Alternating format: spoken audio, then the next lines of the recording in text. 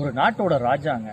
So அவருக்கு வந்து வயசாயிருச்சு. அதனால் என்ன பிளான் பண்ணிட்டார் அப்படின்னா, இதுக்கு மேலே நம்ம நாட்டை நம்ம பார்க்குறத விட நம்ம பசங்களில் ஒருத்தனை செலக்ட் பண்ணி அவனை இங்கே உட்கார வச்சிடலாம் நம்மளோட சீட்டில் அப்படின்னு முடிவு பண்ணிட்டார். மொத்தம் 3 பசங்க அவருக்கு.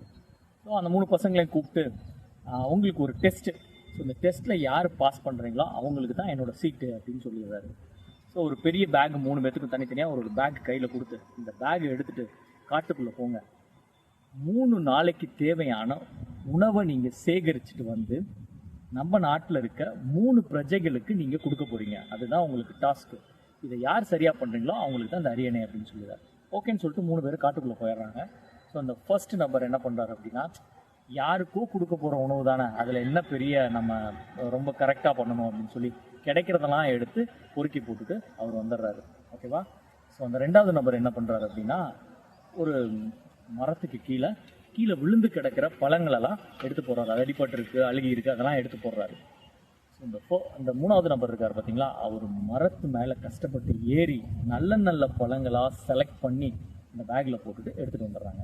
ஸோ ராஜா ஃபஸ்ட்டு என்ன சொல்லியிருப்பாருன்னா, என்கிட்ட காமிக்கணும்லாம் அவசியம் கிடையாது நீங்கள் என்ன கலெக்ட் பண்ணீங்கன்னு, ஆனால் ஒரு 3 பேத்துக்கு நீங்கள் அதை கொடுத்துருங்க அப்படின்னு சொல்லிடுறாரு. ஸோ இவர் திருப்பி அந்த 3 பேரும் அவங்க அப்பாவை போய் அந்த ராஜாவை போய் சந்திக்கிறாங்க.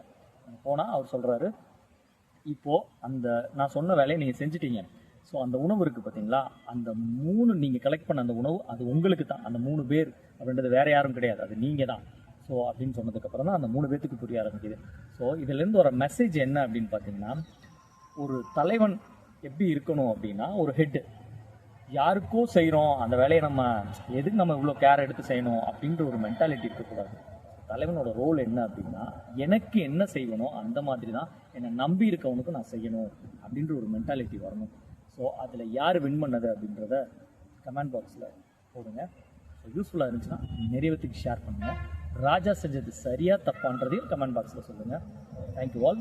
இன்னொரு வீடியோவில் சந்திப்போம். ஒரு நல்ல லீடர் எப்படி இருக்குன்னு நீங்கள் சொல்லுங்கள்.